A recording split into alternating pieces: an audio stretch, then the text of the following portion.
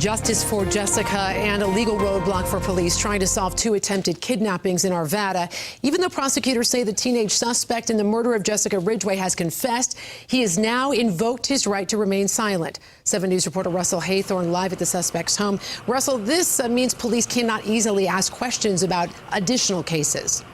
Right, Teresa, and there are two cases in neighboring Arvada that share some striking similarities to this case. So while Westminster police continue to collect evidence from the Sigg home here, Arvada police continue to wonder if Austin Sigg isn't also the man in this sketch. There were two attempted abductions just 3 days apart in Arvada in September, both in this neighborhood, not far from Sigg's home.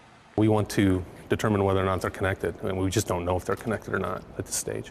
Take another look at Sigg's mugshot and a sketch of the Arvada suspect.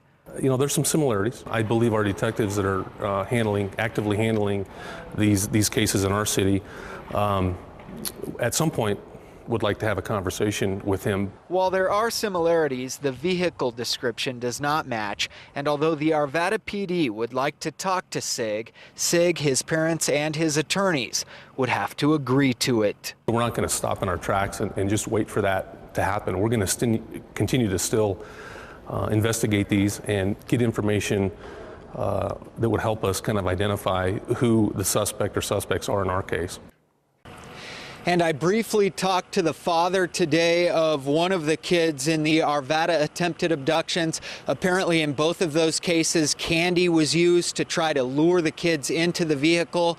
And the vehicle remains the one thing that is different in these cases. In that case, it was a blue four-door sedan, perhaps a 90s model four-door sedan. And in this case, as you'll recall, they confiscated a vehicle from Austin Sigg's home, a Jeep Cherokee. So if you have any information about those Arvada cases, you're still encouraged to call the police. Live in Westminster, Russell Haythorn. Teresa, back to you. Thank you, Russell. Austin Sigg turned himself into police Tuesday night at his mother's urging after relatives say the teen shared, quote, disturbing information with her.